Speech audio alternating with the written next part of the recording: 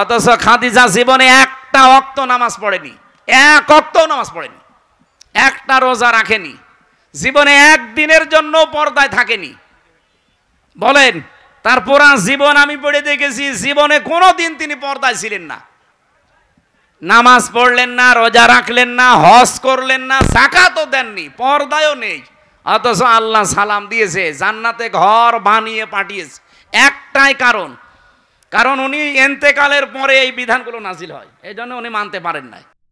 মন গড়া কথা বলে মা খাদিজাতুল কুবরার ব্যাপারে এমন একটা বাজে উক্তি করেছেন।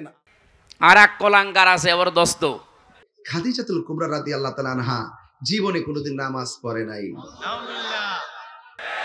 কত মানুষ এখন খুশি আছে, আপনি কার খুশির জন্য এগুলো করছেন? অনেকে করছে, আমরা জানি। আমি আজকে ওপেন চ্যালেঞ্জ দিচ্ছি, আমি আর বাকিটা বললাম না। এই জন্য যারা দায়িত্বে আছেন আহ্বান করে আপনারা এখনো আপনার বিবেকটা কাজে লাগান, নয়তো ভুল বিষয় চেপে বসলে তখন সামাল দেওয়া কঠিন হয়ে যাবে। সাহাবা একরামের মর্যাদা আকাশচম্বী, তারকা দেখতে পান, তারকার চাইতে সাহাবা একরামের মর্যাদা আল্লাহর কাছে অনেক বেশি। তারা হেদায়াত প্রাপ্ত প্রত্যেকেই, আর প্রত্যেকেই জান্নাতি। আমরা বলি যে 10 জন সাহাবী আশারায়ে মুবাশশারা, কে বলেছে আপনাকে? খালি ওই 10 জনই জান্নাতি, আর বাকি যে লক্ষ লক্ষ সাহাবী এরা জান্নাত যাবে না? বলেন, ওই 10 জন সাহাবীর ভেতরে খাদিজাতুল কুবরার নাম আছে? বলেন না কেন? আয়েশার নাম আছে, ফাতেমার নাম আছে, তারা জান্নাতি না? ফাতেমা জান্নাতের নেত্রী হবে, সমস্ত মহিলাদের সর্দার। হযরতে আয়েশা সিদ্দিকা রাদিয়াল্লাহু তাআলা আনহা, হযরতে কি খাদিজাতুল কুবরা, তাকে আল্লাহ নিজে জান্নাত বানিয়ে দুনিয়ায় পাঠিয়ে সুসংবাদ দিয়েছেন, এবং আল্লাহ নিজে তাকে সালাম দিয়েছেন। এই পৃথিবীতে একজনই মহিলা যে আল্লাহর সালাম পেয়েছে এবং জান্নাতে অলরেডি ঘর পেয়েছে জীবিত অবস্থায়। অথচ খাদিজা জীবনে একটা ওয়াক্ত নামাজ পড়েনি, এক ওয়াক্ত নামাজ পড়েনি, একটা রোজা রাখেনি, জীবনে একদিনের জন্য পর্দায় থাকেনি। বলেন, তার পুরা জীবন আমি পড়ে দেখেছি, জীবনে কোনোদিন তিনি পর্দায় ছিলেন না, নামাজ পড়লেন না, রোজা রাখলেন না, হজ করলেন না, যাকাতও দেননি, পর্দায়ও নেই। অথচ আল্লাহ সালাম দিয়েছে, জান্নাতে ঘর বানিয়ে পাঠিয়েছে।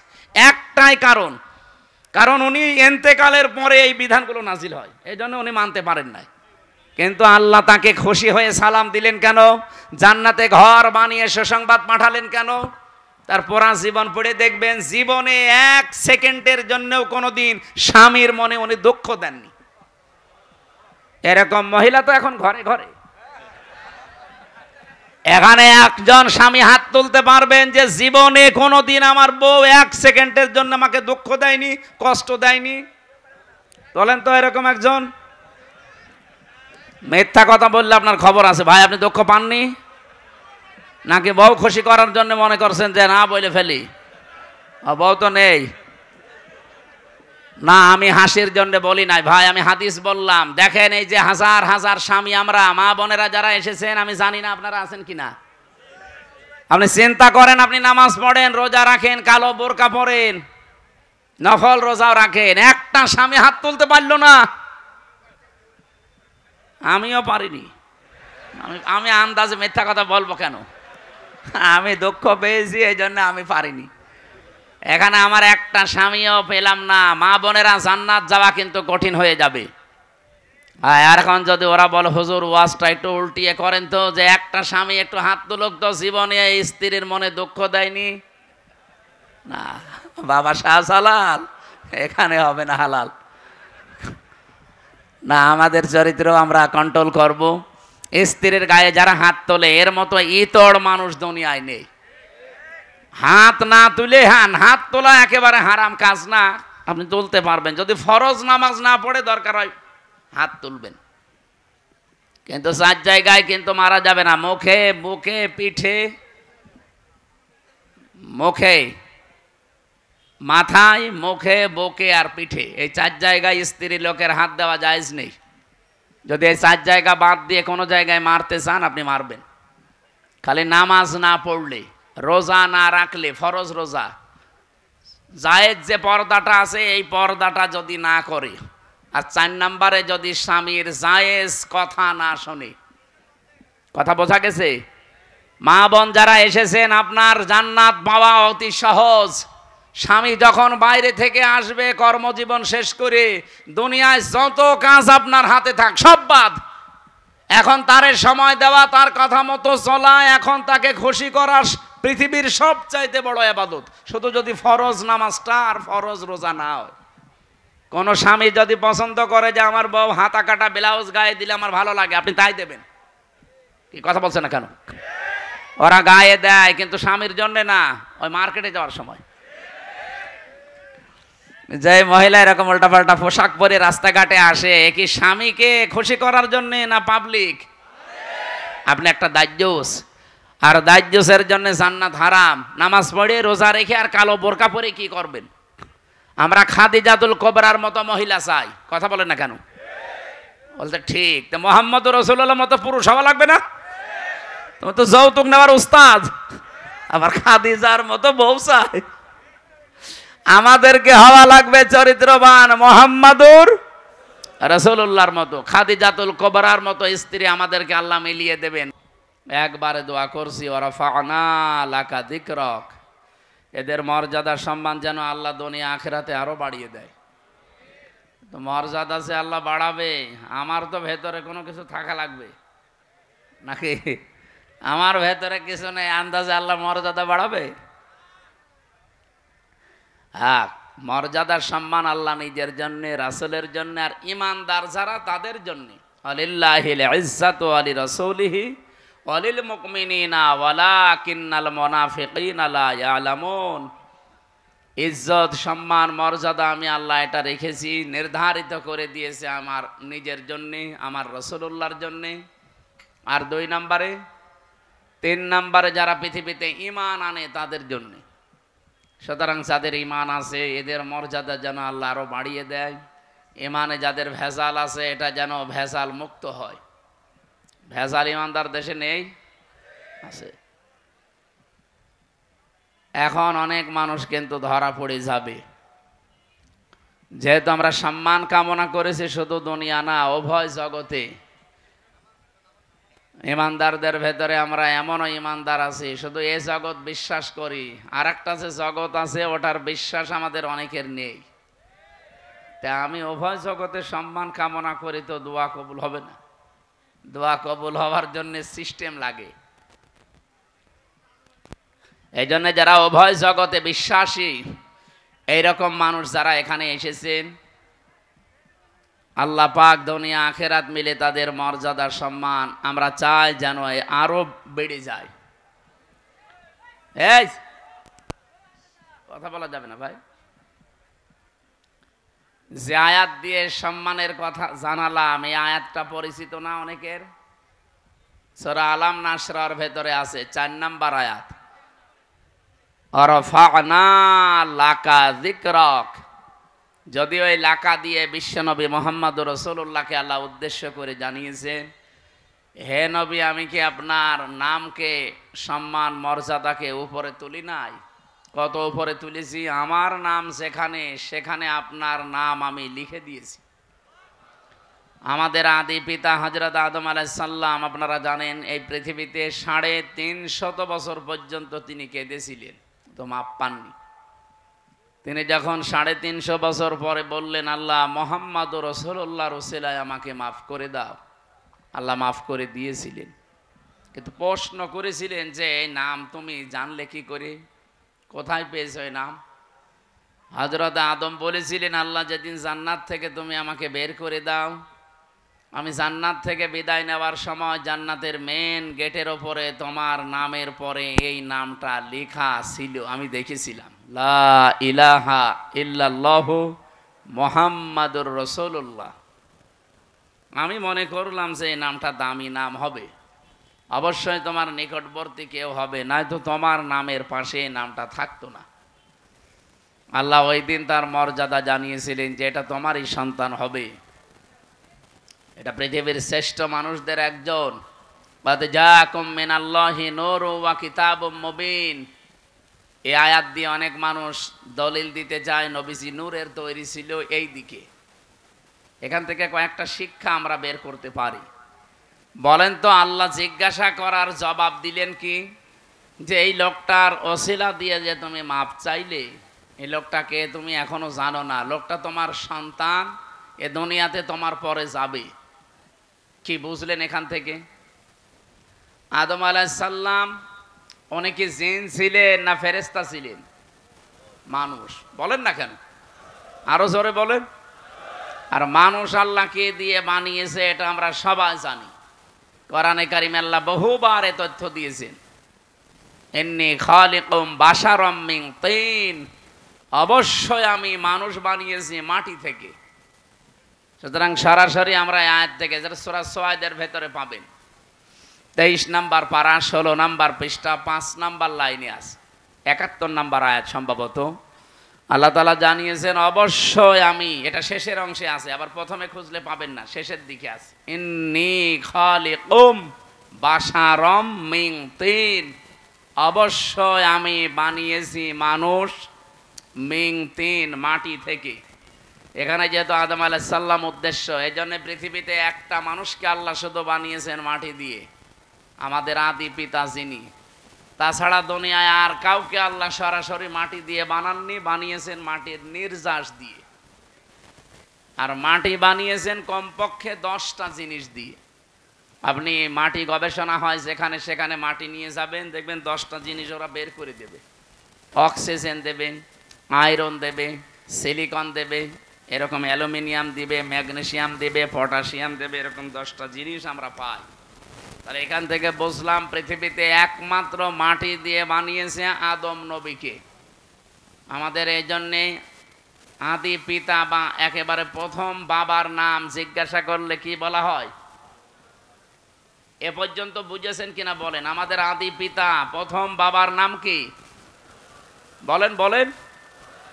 আল্লাহ যে ওনাকে বললেন, হে আদম, যার নাম নিয়ে ক্ষমা চাইলে আমি ক্ষমা করে দিলাম, ওইটা তোমার সন্তান হবে এবং তোমার পরবর্তীতে যাবে। আমার প্রশ্ন হচ্ছে, বাবা যদি মাটির তৈরি হয়, ছেলে হবে আগুনের। কমন সেন্স কি বলে আপনার? কুল ইন্নামা আনা বাশারুম মিসলুকুম, হে নবী আপনি বলেন আমি তোমাদের মতোই মানুষ। ইউহা ইলাইয়া, পার্থক্য এতটুকু, আমার প্রতি ওহী আসে, তোমাদের প্রতি আসে না, এতটুকু আছে।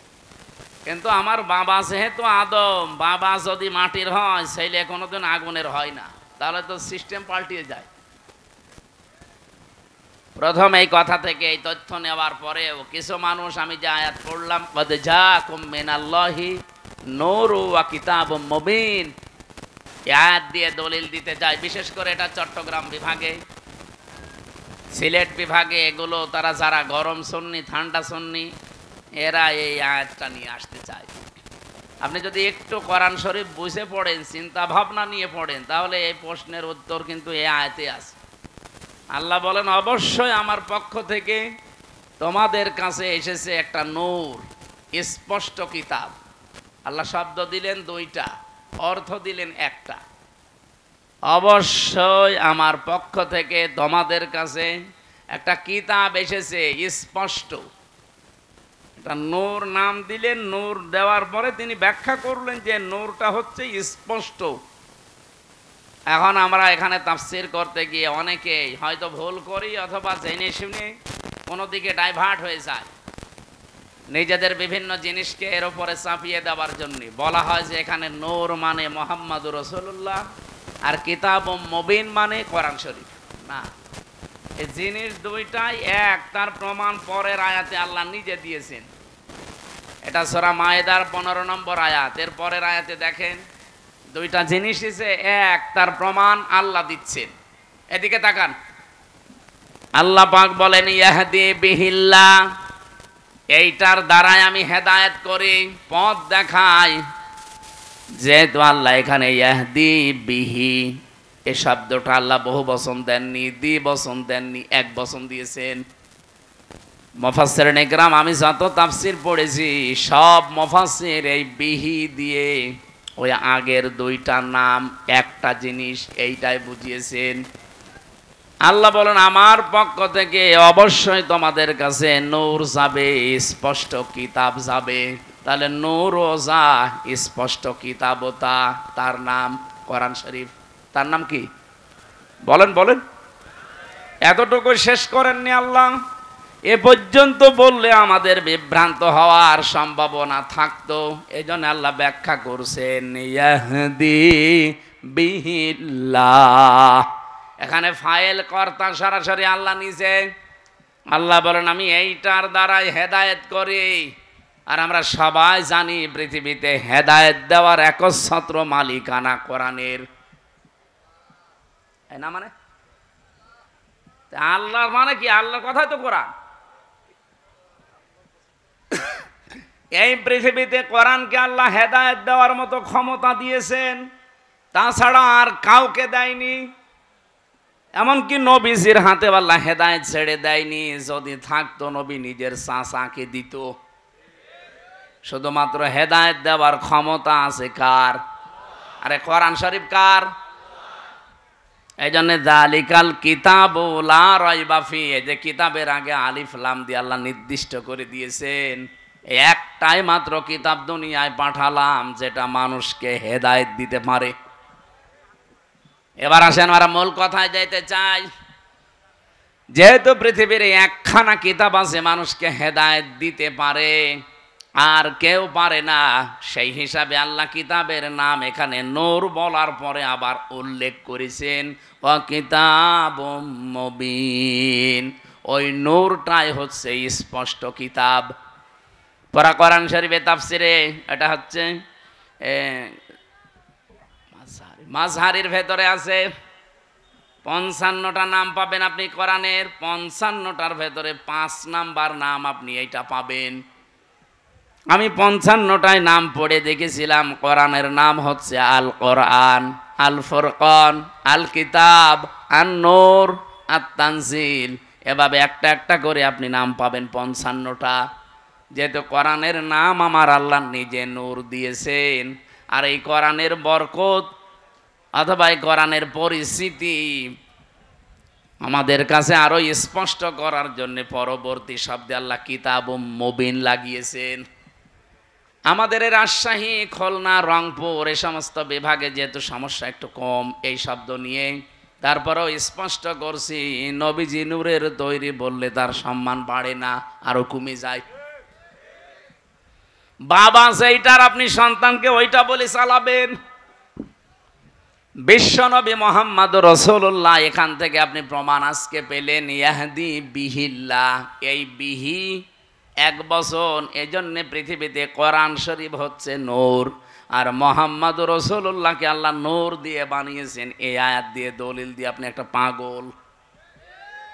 তাহলে বিহি আল্লাহ দিত না, বিহি মা দিত, যে নবীজি এবং কোরআন শরীফ এই দুইটা দিয়ে আমি হেদায়েত দান করি। তাহলে বিহি মা দিল না কেন? আমি আলেমদেরকে বলছি যারা একটু লেখাপড়া করেন, এই আয়াতটা নিয়ে বাড়ি যারা চিন্তা ভাবনা করবেন। আমার তো মাথা ছোট, ভুল হতে পারে।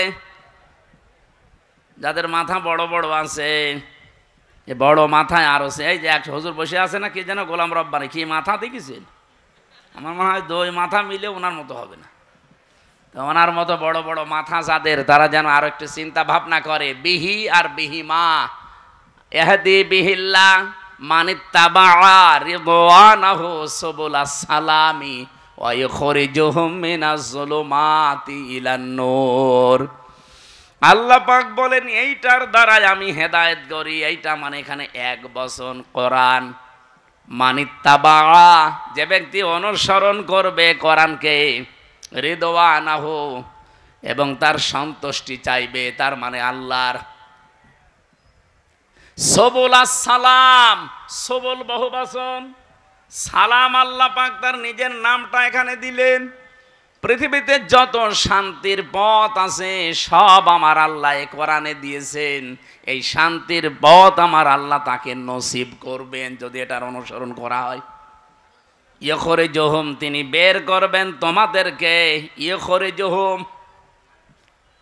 ইখরিজুহুম দিয়েছেন, তিনি বের করবেন তোমাদেরকে মিনাজ যুলুমাতি ইলান নূর, অন্ধকার থেকে আলোর দিকে, আর যেটা দিয়ে তিনি বের করবেন তার নাম যেহেতু নূর, আমরা বলি কোরআন।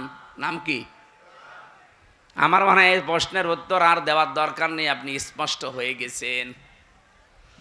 যে কথা বলতে চাই এখান থেকে, মুহাম্মদুর রাসূলুল্লাহর নাম নিয়ে হযরতে আদম নবী একদিন 2 দিন না 300 বছর কন্দন করেও মাপ পাননি। শেষে এই নামটার কারণে আল্লাহ মাফ করে দিয়েছিলেন। এই জন্যে সম্মান মর্যাদা দুনিয়াতে আল্লাহ যত বেশি এই পৃথিবীতে দিয়েছেন, একেবারে সে আরশের মেন দরজা থেকে শুরু করে জান্নাতের মেন গেট থেকে শুরু করে তামাম পৃথিবীতে যেখানে আল্লাহর নাম সেখানেই রসুলের নাম। কি আপনি দেখেন বাংলাদেশে প্রায় 1110 কিলোমিটার পথ, টেকনাফের একেবারে শেষ গ্রাম থেকে পঞ্চগড়ের তেতুলিয়ার ওই বাংলা বান্দা পর্যন্ত সব মিলিয়ে আপনি হিসাব করে দেখবেন 1110 কিলোমিটার। কত? 1110 কিলোমিটারের ভেতরে শুধু বাংলাদেশের এরিয়ায় আমি হিসাব করে দেখেছি কম পক্ষে 13 মিনিট 4 সেকেন্ড একাধারে আজান হয়। সুবহানাল্লাহ আলহামদুলিল্লাহ। আমি জিকির করতে দিয়েছি, কি করেন কি আপনি? সুবহানাল্লাহ আলহামদুলিল্লাহ লা ইলাহা ইল্লাল্লাহ।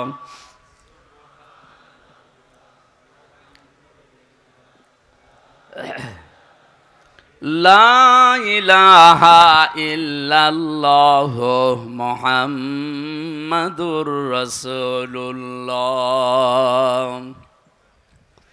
আমার ভাইরা, টেকনাফের একেবারে শেষ গ্রাম থেকে যখন আজান আরম্ভ হয়, এরপরে হয়তো আসবে বখিয়া, এরপরে চট্টগ্রাম, এরপরে বান্দরবন, এভাবে একটা একটা করে আপনি আস্তে আস্তে দেখবেন টেকনাফ থেকে একেবারে তেতুলিয়ার বাংলা বান্দা পর্যন্ত 0 পয়েন্ট পুরা একাধারে 13 মিনিট 4 সেকেন্ড আজান হতে আছে, 1 সেকেন্ডও বাদ নেই। যেখানে আল্লাহর নাম উচ্চারণ হবে আশহাদু আল্লা ইলাহা ইল্লাল্লাহ, মুয়াজ্জিন সঙ্গে সঙ্গে বলবে আশহাদু আন্না মুহাম্মাদুর রাসূলুল্লাহ। বলবে না? আল্লাহ বলেন রাফা'না লাকা যিকরাক, আমার নাম যেখানে আমি আপনার নাম ওই জায়গায় উপরে তুলে দিয়েছি।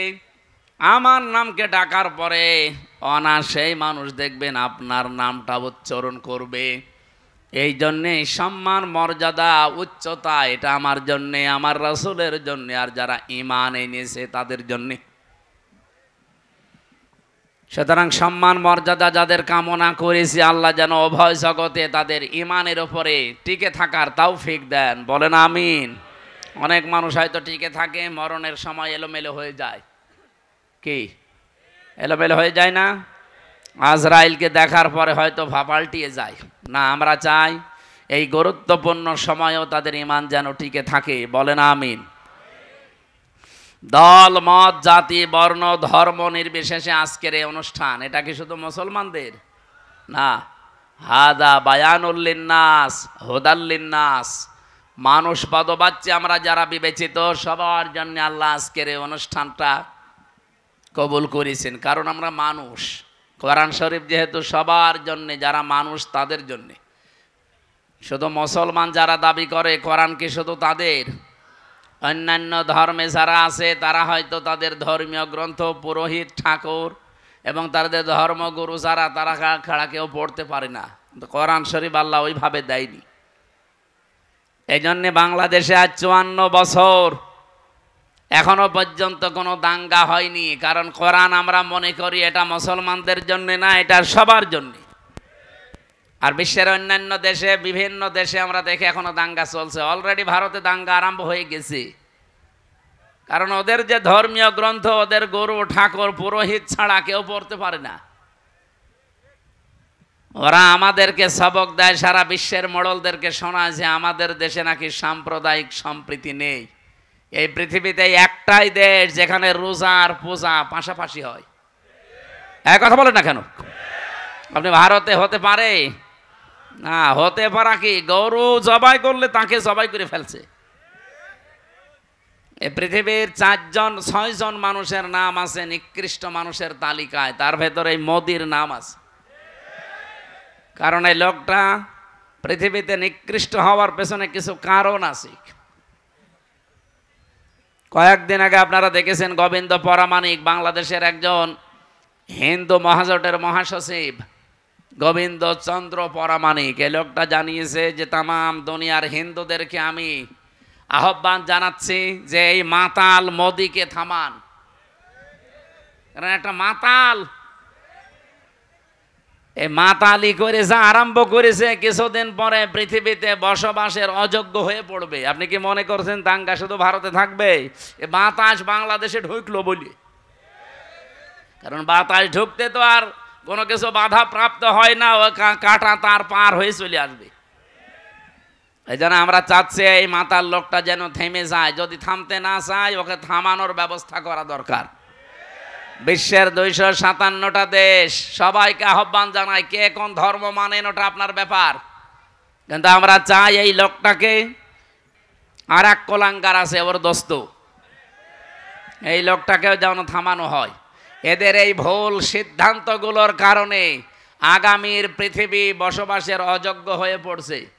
আজকে ইসরায়েলে যে ভূমিকম্প হয়েছে আপনি দেখেছেন, এই লোকটার, এই নেতানিয়াহুর মানামি এই লোকটার শুধু একটা অবৈধ চিন্তা ভাবনার কারণে। 1500 বছর আগে সূরা ইউনূসের 100 নম্বর আয়াতের ভেতরে শেষের দিকে পাবেন এটা, আল্লাহ আমার এইটাই জানিয়েছেন, ওয়ায়াজআলুর রিজসা আলাল্লাযীনা লা ইয়াকিলুন। এই পৃথিবীতে কেউ যদি ভুল সিদ্ধান্ত নেয়, কেউ যদি তার বিবেকটা কাজে না লাগায়, তাহলে ভুল সিদ্ধান্ত আল্লাহ তার উপরে চাপিয়ে দেয়। নেতানিয়াহু নামে এই লোকটা, পৃথিবীর এই নিকৃষ্ট মানুষটা, নরেন্দ্র মোদী নামে এই পৃথিবীর নিকৃষ্ট মানুষটা, এবং আমার দেশে যিনি পালিয়েছেন ওইটাও, এগুলোর ভুল সিদ্ধান্ত নেওয়ার কারণে এদের বিবেকটা কাজে লাগে নাই। এই জন্য আল্লাহ তাদের ওপরে ভুল বিষয়গুলো চাপিয়ে দিয়েছিলেন। ওয়ায়াজআলুর রিজসা আলাল্লাযীনা লা ইয়াকিলুন। যারা তাদের বিবেক বুদ্ধি কমন সেন্স কাজে লাগায় না, তখন আল্লাহ তার ওপরে ভুল বিষয়গুলো চাপিয়ে দেয়। এটা চাপিয়ে আপনি আজকে করলে যে দাবানল জ্বলছে, 108টা থেকে 112টার নাম শুনলাম আমরা। এত বড় বড় উন্নত মেশিন তারা সেট করেছে, পানি দিচ্ছে, স্প্রে দিচ্ছে, ঔষধ দিচ্ছে, কিন্তু যত দেয় আগুন তত জ্বলে। কারণ এই আগুন তো আর হামসা লাগায়নি, আগুন লাগিয়েছে কে? আরো জোরে বলেন কে? আপনি কি করবেন এখন? এরপরে আবার ভূমিকম্প। এ ভুল সিদ্ধান্ত যদি আপনি না নিতেন, আপনি বলা তো ঠিক না, ওরে শয়তান বলা দরকার। এই শয়তান যদি ভুল সিদ্ধান্তটা না নিত, তাহলে আমার মনে হয় এই পৃথিবীতে এই বিপর্যয়টা নেমে আসতো না। কি বলবো বলেন তো? একটা লোক যদি 520 বার কল দেয়, তাও একদিনে, আমি কি মানুষ না? আমার বউ পর্যন্ত বিরক্ত এই লোকটার উপরে। কি গো, এর কি কোনো কাজ কর্ম নেই? আমি ওর বাড়ি কুমিল্লা, আমি ওই লাইনে আগে যাই, ওরে আমি সময় সুযোগ মতো দেবে না, কাজ নেই কাম নেই, যখন তখন আন্দাজে খালি দিতে আছে। আর মেসেজ লেখে খুব জরুরি কথা আছে হুজুর, ধরে কি কেমন আছেন, একটা কথা শয়তানের। আমার মনে হয় যে এখনই চড় দে।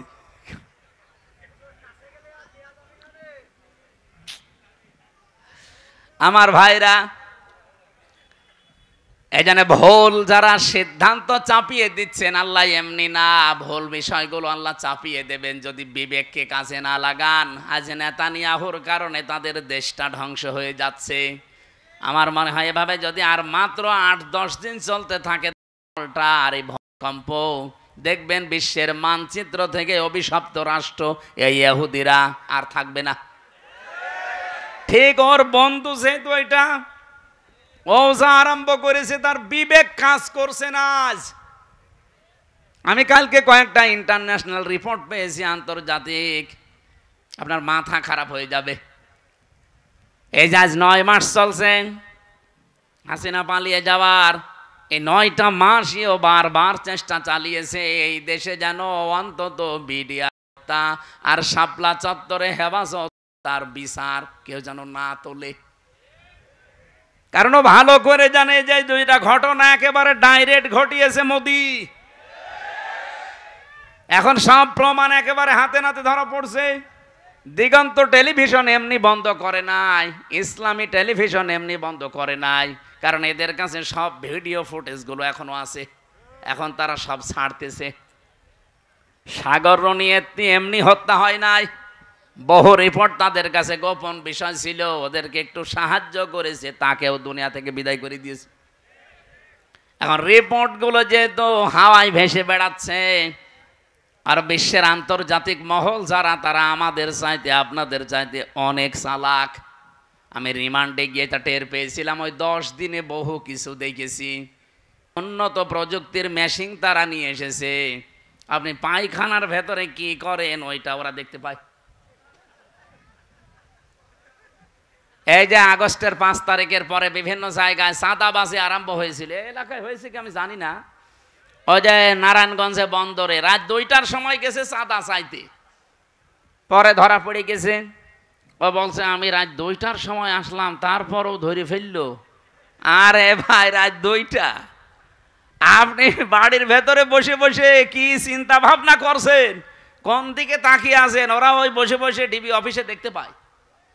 এমন মেশিন নিয়ে এসেছিল। আমারে ধরা পড়ার পরের দিন 20 সালের শেষের দিকে, 21 সালে তো আমারে ধরেছে, যেই দিন ধরেছে ওই দিনই আমার নাম্বার, যেখানে যার আত্মীয় স্বজন সবগুলো ট্যাগ করা, কে কোথায় কি আমার পক্ষে বিপক্ষে বলছে সব ওরা আমাকে শোনাচ্ছে। কিন্তু আশ্চর্য কি গো, আমরা যে বাটন মোবাইলে কথা বলি, এই বাটন মোবাইলে কথা বলার ওদের সামনে কথা বলা একই। আপনারা যারা বলেন সতর্ক থাকবেন, এমন কোনো কথা বলবেন না শেষে ওই যে টাকলা মোরাদের মতো যদি 6 মিনিট একটু ফাঁস হয়ে যায় না, আপনার বাবা শাহজালাল সব হালাল হয়ে যাবে। এজন্য কথা বলার সময় এই যে যারা পরকীয়া প্রেম করেন, তুমি আমি, আমি তুমি, আমি তুমি, তুমি আমি, হ্যাঁ মনে করছে কেউ জানে না, কেউ জানে না, মানে ওরা সব দেখতে পাচ্ছে যে আপনি কার বর্ষাতে লাইনে আছেন। এই জন্য মিথ্যা কথা বলবেন না। এখানে কারা লাইনে আছেন হাত তোলেন তো, ওই যে একজন। ঠিক আছে, আপনি লাইন চালান, আপনাকে কয়েকদিন পরে দেখা হবে কার সাথে আপনার লাইন আছে। হোয়াটসঅ্যাপ অনেকে বলে এটা নিরাপদ, কে বলেছে আপনাকে? হোয়াটসঅ্যাপে কথা বললে ওরা দেখতে পাচ্ছে। এ বাংলাদেশে নিরাপদ হওয়ার মতো কোনো এখন অ্যাপস আর নেই। সে যেইটাই বলেন, মেসেঞ্জার বলেন, ইমো তো আরো ঘরের ভেতরে। ওই ইমোতে কথা বলা আর ওদের সামনে বসে বসে বলা একই। হোয়াটসঅ্যাপটা এটা সবাইকে ওরা ট্যাগ করে না, যাদের টার্গেট করে তাদের। এই যে এই ভুল সিদ্ধান্ত নেওয়ার কারণে বিবেকটা কাজে লাগছে না, এই কারণে আজকে যে বিপর্যয় নেমে আসবে, এই তৈরি হওয়ার কারণে শুধু কি মুসলমান মরবে, হিন্দু মরবে না? এক কথা বলেন না কেন? ওখানে যদি মনে করেন মুসলমান আছে 30 কোটি, হিন্দু আসে 100 কোটি, এই কারণে আপনি মুসলমান 10 জন মেরে ফেললেন, হিন্দু 2 জন মরিছে। বাংলাদেশে আমরা 92 জন মুসলমান 100 জনের, বাকি 4 জন হিন্দু, অন্যান্য জাতি মিলে আর 4 জন। ওখানে যদি 2 জন মুসলমান মরে, এখানে 5 জন মরবে না? হ্যাঁ, সব ছাপা হয়ে যাবে। এই জন্যই তো আমরা জানাচ্ছি যে এই মাতালটাকে থামান। এই মাতালের মাতলামি করার কারণে পৃথিবীর ক্ষতি হয়ে যাচ্ছে। আগামীতে আমার মনে হয় এ পৃথিবী বসবাসের অযোগ্য হয়ে যাবে। বসবাস যে করবেন সেরকম পরিস্থিতি আর পাবেন না। ওই চাচা এরশাদ মরার আগে যা বলেছিল ওইটা দেখতে পাবেন, যে ঘর থেকে বের হলে খুন আর ঘরে থাকলে গুম হয়ে যাবে। আল্লাহ আমাদের হেফাজত করুন, বলেন আমিন। আমি এখান থেকে এই দুইটা দেশের নাম বলার পরে একটা বিষয়ে সিদ্ধান্ত নিতে চাচ্ছি, আপনারা একমত হবেন কিনা আমি জানি না। বাংলাদেশে যিনি দায়িত্বে আছেন প্রফেসর ডক্টর মোহাম্মদ ইউনুস, দুইটা নবীর নাম নিয়ে বসে আছেন, মোহাম্মদ আর ইউনুস, দুই নবীর নাম আপনার। আমরা চাই আপনার বিবেক আপনি কাজে লাগাবেন।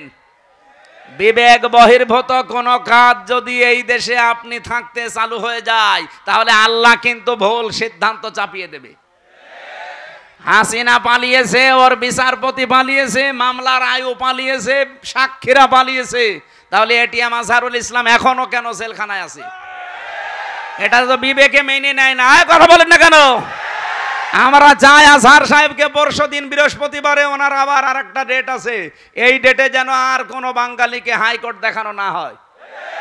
আমরা এই মাজলুম মানুষটার মুক্তি চাই। আপনারা চান না? কারা চান দেখি? লিল্লাহে তাকবীর।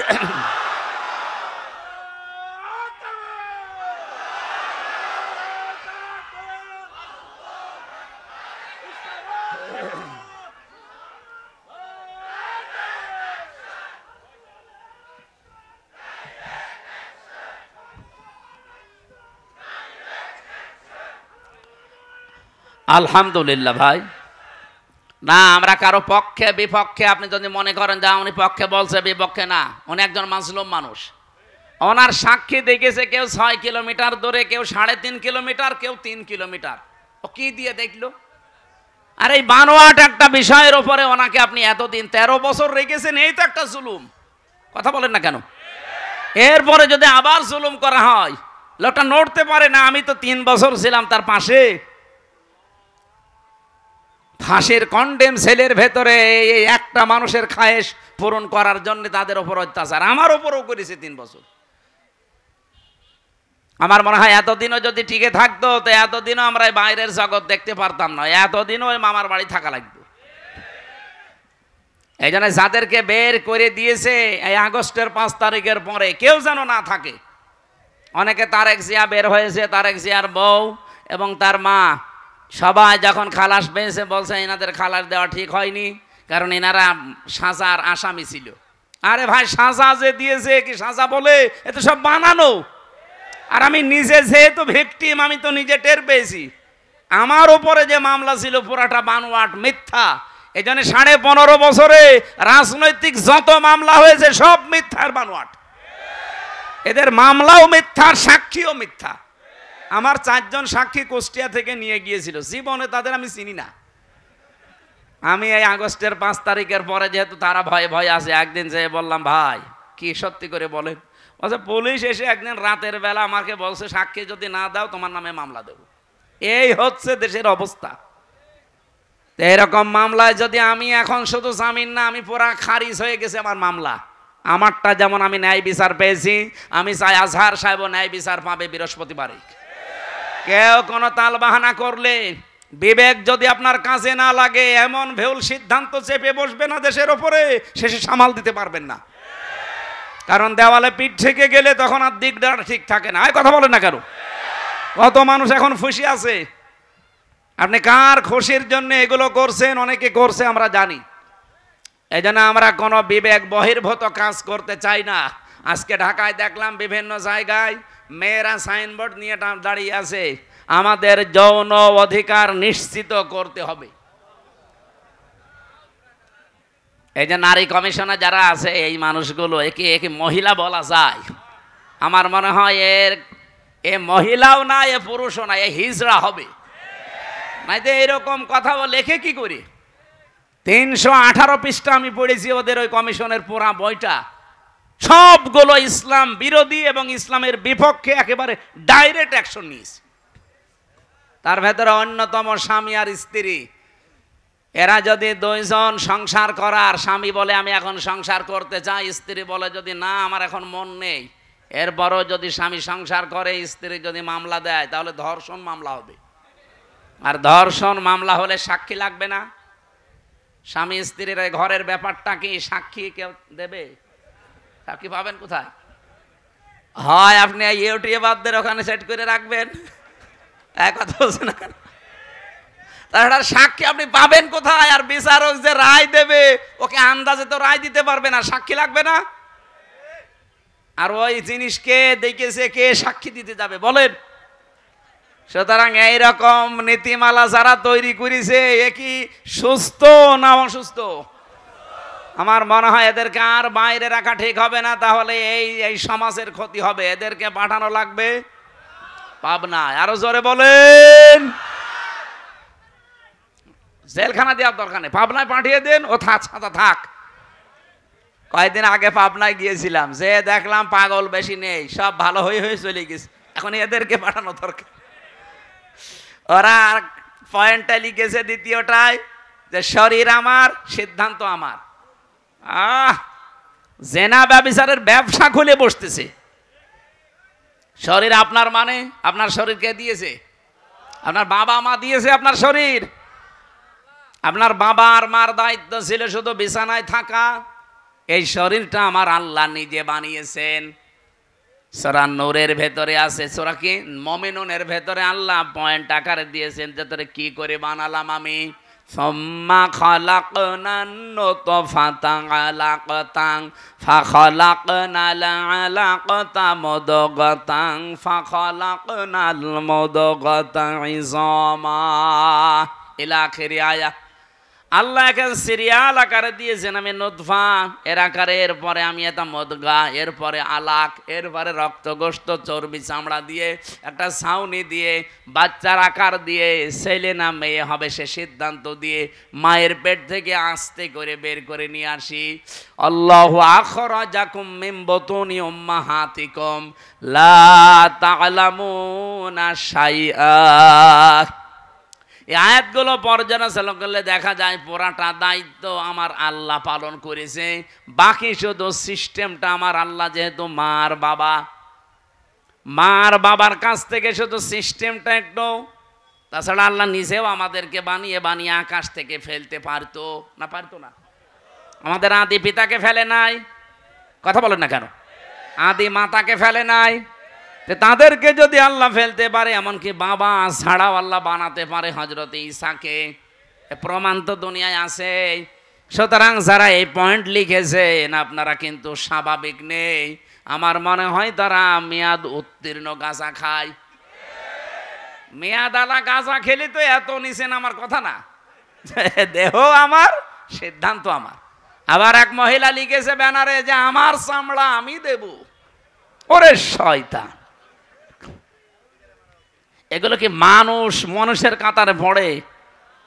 তৃতীয় নাম্বারে পয়েন্টে ওরা লিখেছে যে যৌনকর্মী যারা, তাদেরকে শ্রমিকের মর্যাদা দেওয়া লাগবে।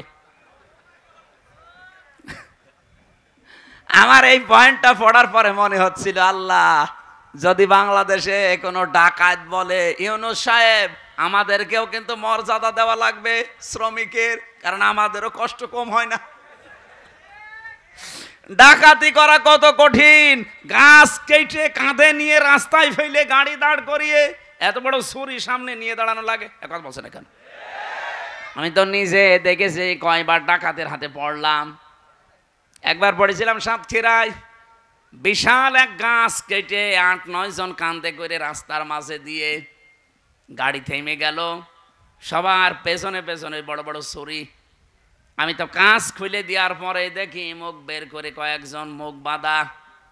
আমার টাকা পয়সা চা, আমি আগেই বের করে বলছি নেন। বলছো হুজুর আপনার টাকাও নেব, আল্লাহ মাফ করবে। আরে শয়তান, এত কষ্ট করছে আর বলছে আপনার টাকাও নেব, আল্লাহ মাফ করবে। তাই আপনার কষ্ট হচ্ছে না যে কত বড় গাছ, আপনার ঘাম ঝরছে কপাল দিয়ে। এখন ওরা যদি কালকে থেকে আওয়াজ তোলে যে ডাকাতি করতে কম কষ্ট না, আমাদের শ্রমিকের মর্যাদা দেওয়া লাগবে, এ পর্যন্ত থাকলেও কিছু বলতাম না। কিন্তু সমস্যা হয়ে দাঁড়াবে, কারণ এই শব্দটা পুরা হাদিসের বিরুদ্ধে, কোরআনের বিরুদ্ধে।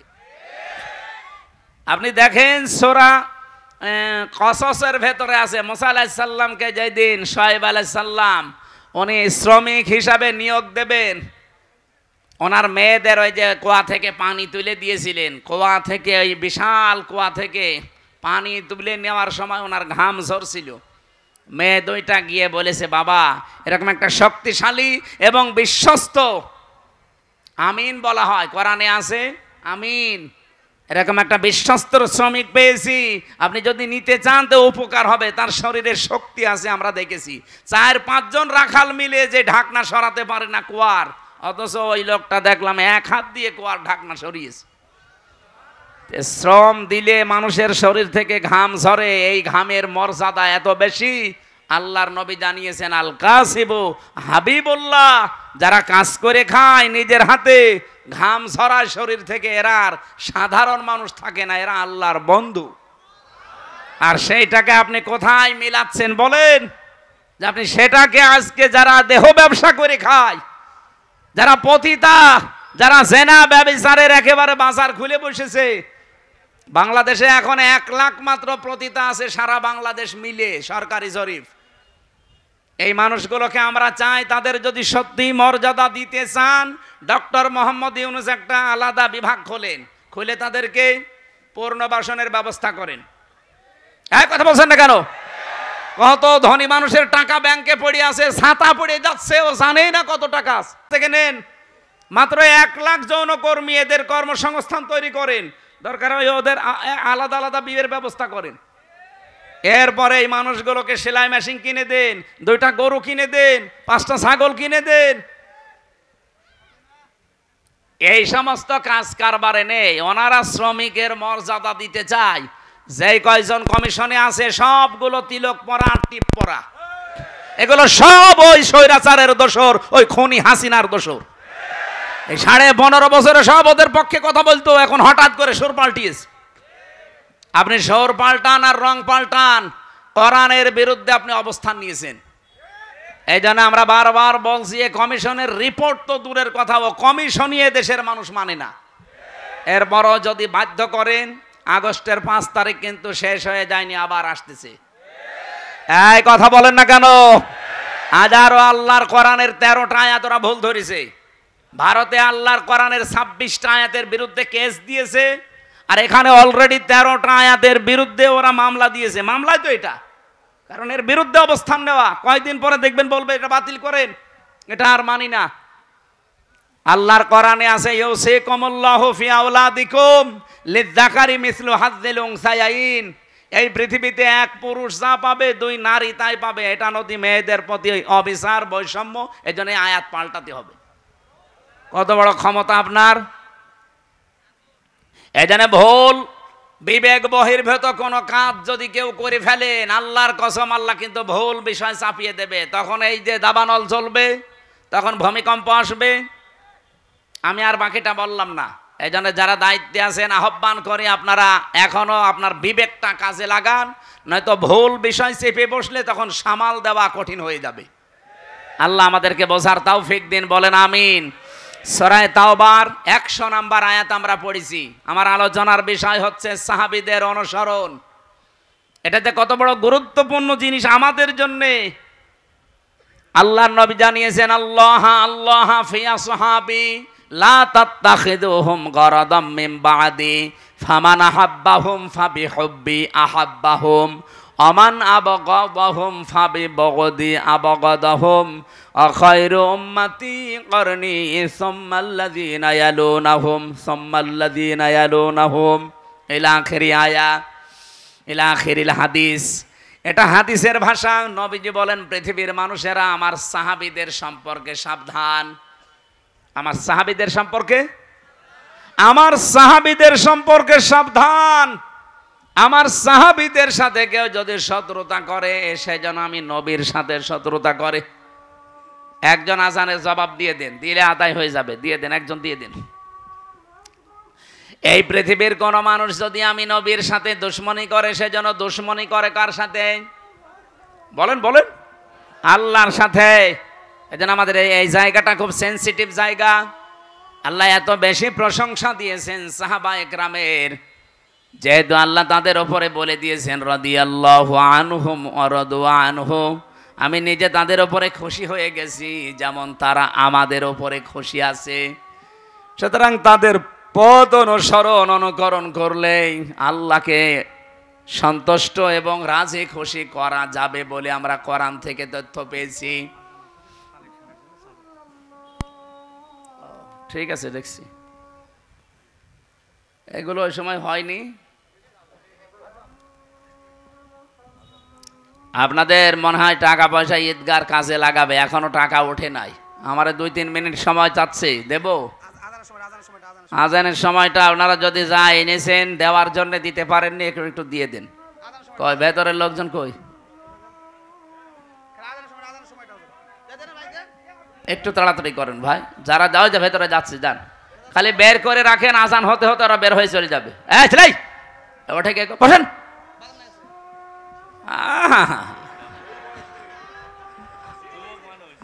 যাক যাক, ওর আবার বিয়ে হয়েছে, এখানে হাজার হাজার মেয়ের বাপ বসে আছে আর ও চলে যাচ্ছে। যাক, ওর জীবনে যেন বিয়ে আর না হয়। 1-1.5 ঘন্টা বসে থাকতে পারে না, বিয়ে দিলেও সংসার টেকবে না। এই যে দাম্পত্য জীবনের কলহ এবং তার সমাধান, পুরুষের এবং নারীদের দুইটা শ্রেণীরই সমস্যা আছে আমাদের কম বেশি। আজকে এসে নোয়াখালী থেকে এক লোক এসেছে আপনাদের এখানে তালাকের মাসলা নিতে। তালাকের মাসলা দুইটা আছে, তো ইমামদের মতামত আমি দুইটাই বলেছি, আপনি যেটা মানবেন মানেন। এই জন্য তালাক কেন হয়, স্ত্রীদের কারণে মানুষ কেন জেলখানায় থাকছে এখন এই যে 3 বছর, আমার মনে হয় 100 জনের 60-70 জন শুধু বোর কারণে জেল খাটতেছে। এই জন্য মেয়ে লোক থেকে খুব সাবধানে থাকবেন। পারতপক্ষে কোনো মেয়ে লোকের সাথে মোবাইলে কথা বলতে যাবেন না। কোন পানি কোন দিকে গড়িয়ে না আপনি মুসিবতে পড়বেন। এই বইটা এই গাড়িতে আছে, যাওয়ার সময় নিয়েছেন, কাজে লাগবে। 120 পৃষ্ঠা আছে এর ভেতরে। আর একটা আদর্শ ভাইরা দ্রুত আপনারা যান। স্বেচ্ছাসেবক ভাই যারা যেখানে দাঁড়িয়ে আছেন দ্রুত ভিতরে ঢোকেন, 2 মিনিট সময় আজানের, আজান হলে শেষ হয়ে যাবে। স্বেচ্ছাসেবক ভাইরা আপনারা 150 স্বেচ্ছাসেবক এখানে আছেন, 150 জনই মাঠে ঢুকে যান। সাদিকুল ইসলাম স্বপন ভাই, সদস্য সচিব পারিলা ইউনিয়ন স্বেচ্ছাসেবক দল, এটা উজির পুকুর নাকি, 5000 টাকা পাঠিয়েছেন, আল্লাহ যেন কবুল করেন, বলেন আমিন। এই ঈদগাটায় আপনারাই বছরে বছরে 2 বার নামাজ পড়বেন, এটা যেন আপনাদের দায়িত্বে দিয়ে গেলাম, শেষ করবেন কাজগুলো যতটুকু আছে। মান বানা লিল্লাহি মাসজিদান আছে, বানাল্লাহু লাহু বাইতান ফিল জান্নাহ। নবীজি বলেন কেউ যদি একটা সেজদার জায়গা বানিয়ে দেয়, তার জন্য আল্লাহ নিজে জান্নাতে ঘর বানায়। সেজদা দিতে কি পুরা মসজিদ লাগে, পুরা ঈদগাহ লাগে? কতটুকু? একটা টাইলসের জায়গা হলে হয়ে যায় সেজদা দেওয়া। কথা বলছেন না কেন? তাহলে একটা টাইলসের টাকাও যদি আপনি এখানে দেন, তাহলে জান্নাতে আপনি একটা পুরা ঘর পাবেন। এই জন্য মান বানা লিল্লাহি মাসাজিদ, আল্লাহ নবী দেয়নি মাসজিদান, একটা সেজদার জায়গাকে মসজিদ বলা হয়। সুতরাং এতটুকু একটা জায়গার দাম বা এই জায়গা সংস্কার করার জন্য যতটুকু যা লাগে, আপনি যদি একটা টাইলসের দামও দেন, জান্নাতে একটা ঘরের মালিক হয়ে যাবেন ইনশাআল্লাহ। বানাল্লাহু লাহু বাইতান ফিল জান্নাহ, আল্লাহ নিজে বলেন আমি ঘর বানাবো। সমর্থ থাকলে অবশ্যই দেবেন। যে যা গিয়েছেন ভেতর থেকে বের হয়ে যান, যান। সাহাবা একরামের মর্যাদা আকাশচম্বী, তারকা দেখতে পান, তারকার চাইতে সাহাবা একরামের মর্যাদা আল্লাহর কাছে অনেক বেশি। তারা হেদায়াত প্রাপ্ত প্রত্যেকেই, আর প্রত্যেকেই জান্নাতি। আমরা বলি যে 10 জন সাহাবী আশারায়ে মুবাশশারা, কে বলিস আপনাকে? খালি ওই 10 জনই জান্নাতি, আর বাকি যে লক্ষ লক্ষ সাহাবী এরা জান্নাত যাবে না? বলেন ওই 10 জন সাহাবীর ভেতরে খাদিজাতুল কুবরার নাম আছে? বলেন না কেন? আয়েশার নাম আছে, ফাতেমার নাম আছে, তারা জান্নাতি না? ফাতেমা জান্নাতের নেত্রী হবে, সমস্ত মহিলাদের সর্দার। হযরতে আয়েশা সিদ্দিকা রাদিয়াল্লাহু তাআলা আনহা, হযরতে কি খাদিজাতুল কুবরা, তাকে আল্লাহ নিজে জান্নাত বানিয়ে দুনিয়ায় পাঠিয়ে সুসংবাদ দিয়েছেন এবং আল্লাহ নিজে তাকে সালাম দিয়েছেন। এই পৃথিবীতে একজনই মহিলা যে আল্লাহর সালাম পেয়েছে এবং জান্নাতে অলরেডি ঘর পেয়েছে জীবিত অবস্থায়। অথচ খাদিজা জীবনে একটা ওয়াক্ত নামাজ পড়েনি, এক ওয়াক্ত নামাজ পড়েনি, একটা রোজা রাখেনি, জীবনে একদিনের জন্য পর্দায় থাকেনি। বলেন, তার পুরা জীবন আমি পড়ে দেখেছি, জীবনে কোনোদিন তিনি পর্দায় ছিলেন না। নামাজ পড়লেন না, রোজা রাখলেন না, হজ করলেন না, যাকাতও দেননি, পর্দায়ও নেই। অথচ আল্লাহ সালাম দিয়েছে, জান্নাতে ঘর বানিয়ে পাঠিয়েছে। একটাই কারণ, কারণ উনি ইন্তেকালের পরে এই বিধানগুলো নাজিল হয়, এই জন্য উনি মানতে পারেন নাই। কিন্তু আল্লাহ তাকে খুশি হয়ে সালাম দিলেন কেন? জান্নাতে ঘর বানিয়ে সুসংবাদ পাঠালেন কেন? তার পড়া জীবন পড়ে দেখবেন জীবনে 1 সেকেন্ডের জন্যও কোনোদিন স্বামীর মনে উনি দুঃখ দেননি। এরকম মহিলা তো এখন ঘরে ঘরে। এখানে একজন স্বামী হাত তুলতে পারবেন যে জীবনে কোনোদিন আমার বউ 1 সেকেন্ডের জন্য আমাকে দুঃখ দেয়নি, কষ্ট দেয়নি? বলেন তো এরকম একজন। মিথ্যা কথা বললে আপনার খবর আছে ভাই। আপনি দুঃখ পাননি নাকি বউ খুশি করার জন্য মনে করছেন যে না বলে ফেলি? বউ তো নেই না, আমি হাসির জন্য বলি নাই ভাই, আমি হাদিস বললাম। দেখেন এই যে হাজার হাজার স্বামী আমরা মা বোনেরা যারা এসেছেন, আমি জানি না আপনারা আছেন কিনা। আপনি চিন্তা করেন, আপনি নামাজ পড়েন, রোজা রাখেন, কালো বোরকা পরেন, নফল রোজাও রাখেন, একটা স্বামী হাত তুলতে পারলো না। আমিও পারিনি। আমি আন্দাজে মিথ্যা কথা বলবো কেন? আমি দুঃখ পেয়েছি এই জন্য আমি পারিনি। এখানে আমার একটা স্বামীও পেলাম না। মা বোনেরা জান্নাত যাওয়া কিন্তু কঠিন হয়ে যাবে। আর এখন যদি ওরা বলে হুজুর ওয়াজটা একটু উল্টিয়ে করেন তো, যে একটা স্বামী একটু হাত তুলুক তো জীবনে স্ত্রীর মনে দুঃখ দেয়নি। না বাবা শাহজালাল, এখানে হবে না হালাল। না, আমাদের চরিত্র আমরা কন্ট্রোল করব। স্ত্রীর গায়ে যারা হাত তোলে এর মতো ইতড় মানুষ দুনিয়ায় নেই। হাত না তুলে হাত তোলা একেবারে হারাম কাজ না। আপনি তুলতে পারবেন যদি ফরজ নামাজ না পড়ে, দরকার হয় হাত তুলবেন, কিন্তু 4 জায়গায় কিন্তু মারা যাবে না। মুখে, বুকে, পিঠে, মুখে, মাথায়, মুখে, বুকে আর পিঠে, এই 4 জায়গায় স্ত্রী লোকের হাত দেওয়া জায়েজ নেই। যদি এই 4 জায়গা বাদ দিয়ে কোনো জায়গায় মারতে চান আপনি মারবেন। খালি নামাজ না পড়লে, রোজা না রাখলে, ফরজ রোজা, জায়েজ যে পর্দাটা আছে এই পর্দাটা যদি না করে, আর 4 নম্বরে যদি স্বামীর জায়েজ কথা না শোনে। কথা বোঝা গেছে? মা বোন যারা এসেছেন, আপনার জান্নাত পাওয়া অতি সহজ। স্বামী যখন বাইরে থেকে আসবে কর্মজীবন শেষ করে, দুনিয়ায় যত কাজ আপনার হাতে থাক সব বাদ। এখন তারে সময় দেওয়া, তার কথা মতো চলা, এখন তাকে খুশি করা পৃথিবীর সবচাইতে বড় ইবাদত। শুধু যদি ফরজ নামাজটা আর ফরজ রোজা না হয়। কোন স্বামী যদি পছন্দ করে যে আমার বউ হাতা কাটা ব্লাউজ গায়ে দিলে আমার ভালো লাগে, আপনি তাই দেবেন? কি কথা বলছেন না কেন? ওরা গায়ে দেয় কিন্তু স্বামীর জন্য না, ওই মার্কেটে যাওয়ার সময়। যে মহিলা এরকম উল্টাপাল্টা পোশাক পরে রাস্তাঘাটে আসে, কি স্বামীকে খুশি করার জন্য না পাবলিক? আপনি একটা দাজ্জুস, আর দাজ্জুসের জন্য জান্নাত হারাম। নামাজ পড়ে, রোজা রেখে আর কালো বোরকা পরে কি করবেন? আমরা খাদিজাতুল কুবরার মতো মহিলা চাই। কথা বলেন না কেন? বলতে ঠিক। তো মুহাম্মদ রাসূলুল্লাহর মতো পুরুষ হওয়া লাগবে না? তুমি তো যৌতুক নেওয়ার উস্তাদ, আবার খাদিজার মতো বউ চাই। আমাদেরকে হওয়া লাগবে চরিত্রবান মুহাম্মাদুর রাসূলুল্লাহর মতো, খাদিজাতুল কুবরার মতো স্ত্রী আমাদেরকে আল্লাহ মিলিয়ে দেবেন। বলেন আমিন। আমার ভাইরা, সাহাবায়ে কেরামের যেহেতু অনেক অনেক মর্যাদা, আমি সবগুলো না বলতে পারলেও একটু সিস্টেমে বলছি। সাহাবায়ে কেরাম যেহেতু কবুল হয়ে গেছে আল্লাহর দরবারে, ওয়াস-সাবিকুনাল আউয়ালুনা মিনাল মুহাজিরিনা ওয়াল আনসার। এই পৃথিবীতে যারা উপরে গেছে আগে অগ্রভাগ, এবং তাদেরকে যারা অনুসরণ করেছে মুহাজির এবং আনসারদের ভেতরে, আল্লাহ পাক বলেন এই মানুষগুলো অগ্রগামী। আল্লাযীনা তাবাউহুম বিইহসান, আর এদেরকে যারা অনুসরণ করবে তাদের উপরে আমি আল্লাহর ইহসান, তার মানে আমার বানানো জান্নাত তাদের জন্য। বলেন সুবহানাল্লাহ। সাহাবায়ে কেরামকে আল্লাহর দরবারে কবুল হওয়ার পেছনে আমি এই কয়টা কারণ পুরা কোরআন থেকে হাদিস থেকে পেয়েছি। 1 নম্বরে তাদের কয়েকটা গুণ আমাদের ভেতরে থাকা দরকার। 1 নম্বরে পেয়েছি আল্লাহর জন্য তাদের অন্তর নিবেদিত ছিল সব সময়। আপনি যদি কাউকে ভালোবাসেন আল্লাহর জন্য বাসবেন, কাউকে যদি ঘৃণা করেন আল্লাহর জন্য করবেন, কাউকে যদি কিছু দান করেন আল্লাহর জন্য করবেন, কাউকে যদি দান করা থেকে বিরত থাকেন যে আমি দেব না তোরে কিছু, তাও যেন আল্লাহর জন্য হয়, ব্যক্তিগত বা পারিবারিক সামাজিক কোনো কারণে না হয়। কথা বোঝা গেছে? আল্লাহ রাব্বুল আলামিন বলেন যে মানুষটার মন মানসিকতা আল্লাহর জন্য নিবেদিত থাকবে সব সময়, এটা সাহাবীদের ভেতরে ছিল। দুনিয়া একদিকে আর আমার আল্লাহর বিধান একদিকে, এই জন্যে তারা আল্লাহর দরবারে খুব তাড়াতাড়ি মঞ্জুর হয়েছিলেন। 2 নম্বরে তাদের মুখে যা ছিল ওইটা তাদের মনে ছিল, মুখে বললেই ওইটা মন থেকে বলতেন, লোক দেখানোর জন্য বলতেন না।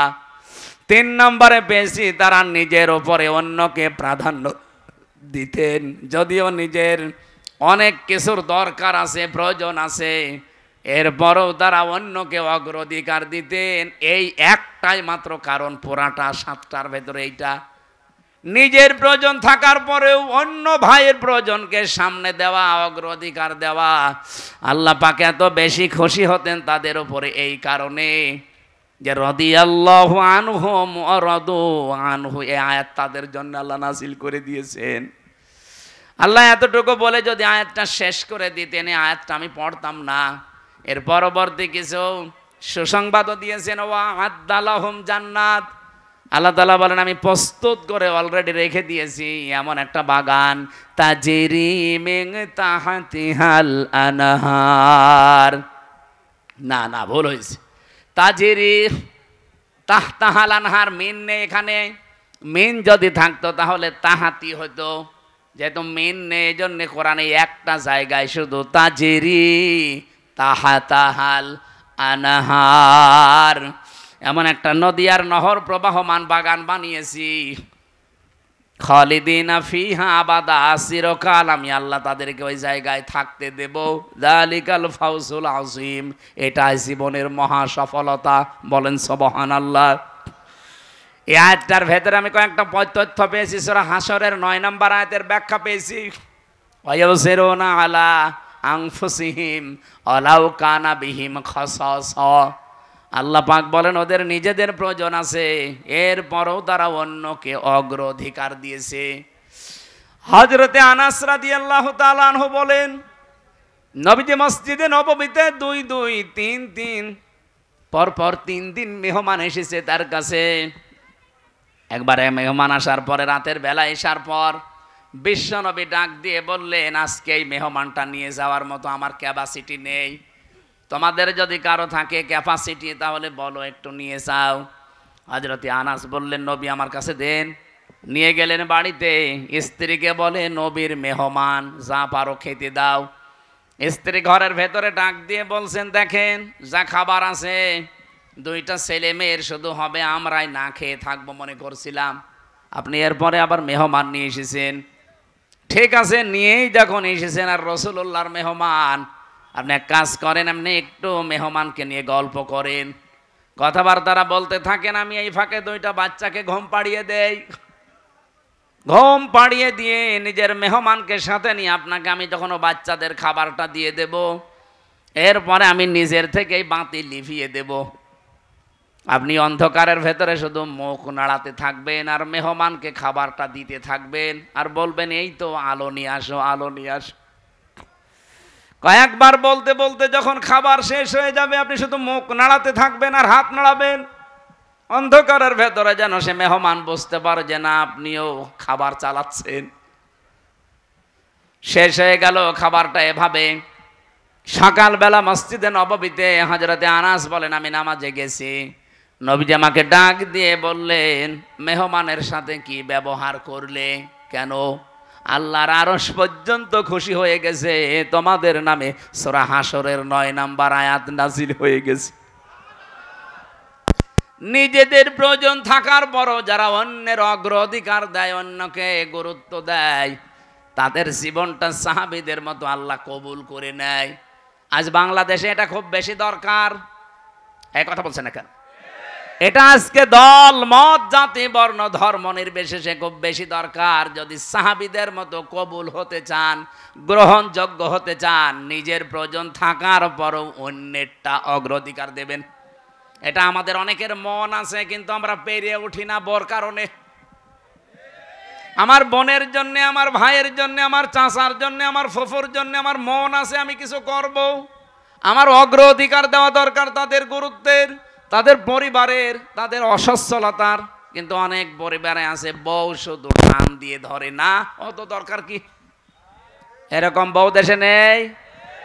কার বউ এরকম আছে মন ছোট, হাত তোলেন তো। না, এলাকায় ওসব নেই।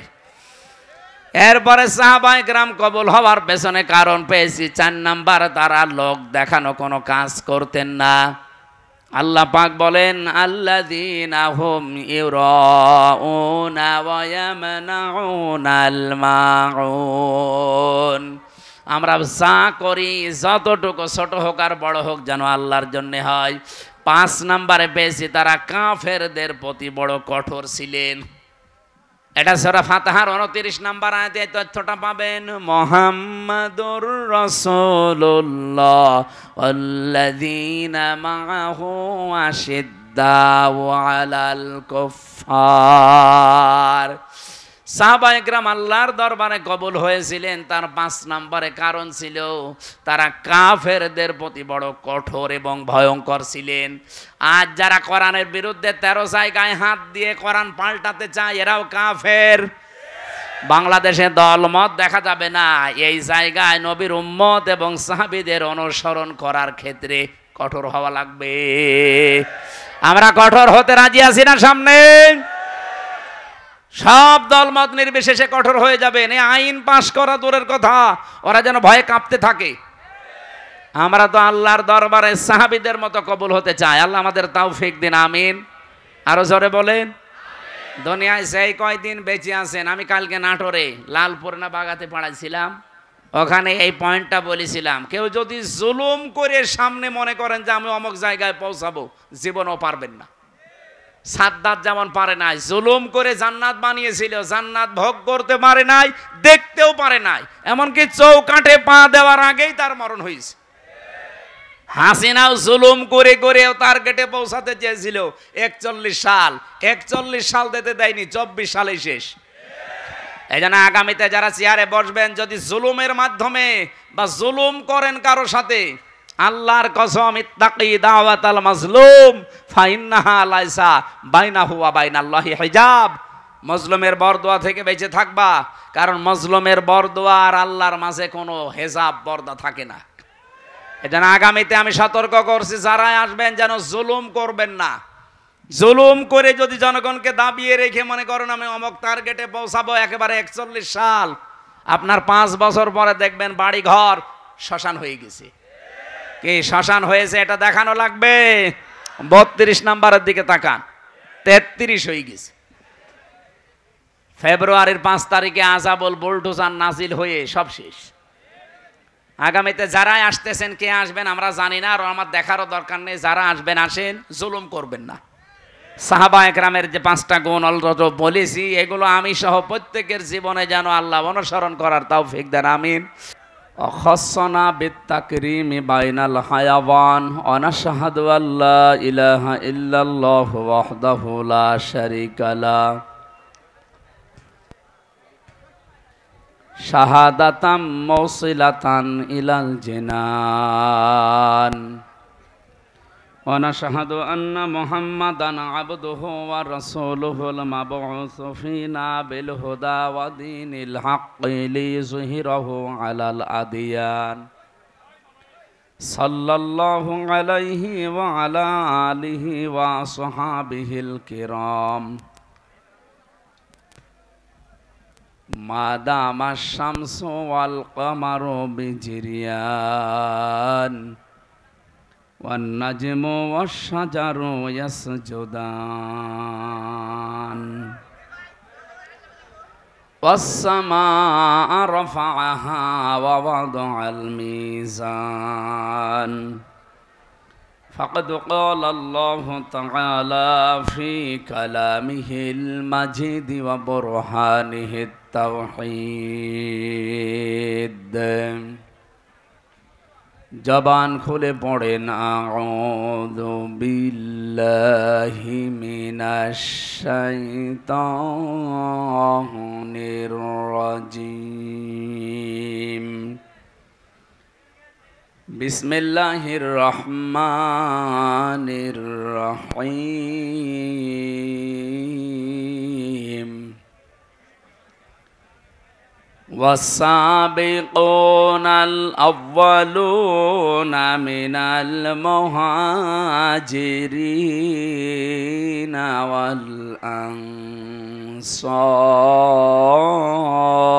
والأنصار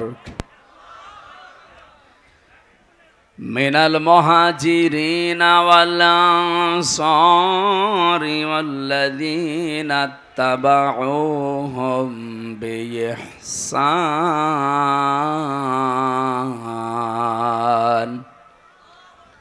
رضي الله عنهم ورضوا عنه وأعد لهم جنات تجري تحتها الأنهار وأعد لهم جنات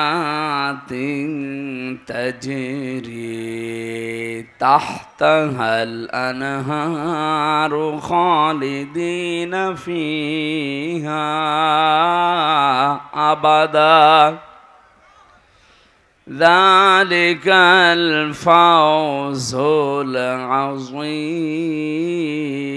العظيم صدقت يا ربنا.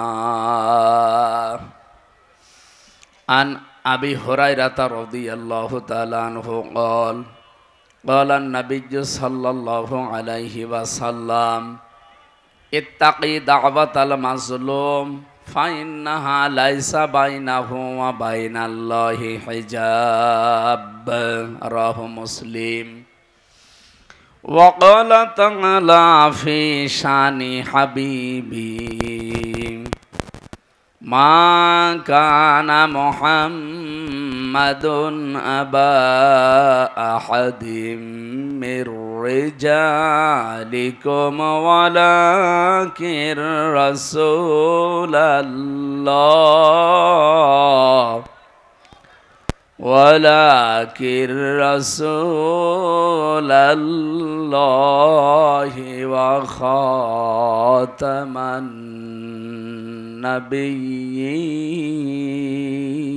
النبيين. اللهم صل على سيدنا مولانا محمد وعلى آل سيدنا مولانا محمد. اللهم صل على محمد وآله وأصحابه وبارك وسلم. سبحانك لا علم لنا إلا ما علمتنا إنك أنت العليم الحكيم. আলহামদুলিল্লাহ। মেয়েদের জন্য অবশ্যই বইটা নিয়েছেন, কাজে লাগবে। আর সৃষ্টি এটা হচ্ছে শিক্ষিত মানুষদের জন্য, সৃষ্টি জগৎ নিয়ে লেখা আছে, এটা পারলে নিয়ে যান, এই গাড়িতে আছে। আল্লাহুম্মা আমিন। লা ইলাহা ইল্লা আনতা সুবহানাক ইন্নী কুনতু মিনাজ জালিমিন। আল্লাহ সুন্দর আয়োজনে তুমি খুশি হয়ে আমাদেরকে মাফ করে দাও। এ বিশাল আয়োজনে যদি তুমি একটু খুশি হয়ে সওয়াব দাও, নবীজির রওজায় পৌঁছিয়ে দাও। দুনিয়ার মাটির নিচে যারা ঈমান নিয়ে ঘুমিয়ে গেল এদেরকে ক্ষমা করে দাও। আল্লাহুম্মা গফিরলি ওয়ারহামনি ওয়াহদিনি ওয়াফিনি ওয়ারযুকনি ইয়া রাব্বাল আলামিন। মেয়েরা যারা এসেছে আল্লাহ তুমি খাদিজাতুল কুবরার মতো বানিয়ে দাও। দেশ নিয়ে ইসলাম নিয়ে যে ষড়যন্ত্র চলছে আমরা দেখতে পাচ্ছি, আল্লাহ সব ষড়যন্ত্র ছিন্ন ভিন্ন করে দাও। এই মহিলাগুলো কারা? যারা তোমার কোরআনের 13টা আয়াতে হাত দিয়েছে। আল্লাহ মানুষগুলোর হেদায়েত থাকলে দাও, না থাকলে এদেরকে তুলে নাও। এই দেশকে তুমি আল্লাহ ক্যান্সার মুক্ত করে দাও। চর্মচোখে যেন দেখতে পারি কোরআনের 500 আইন চলছে এই দেশে, এটা দেখে মরার তৌফিক দাও।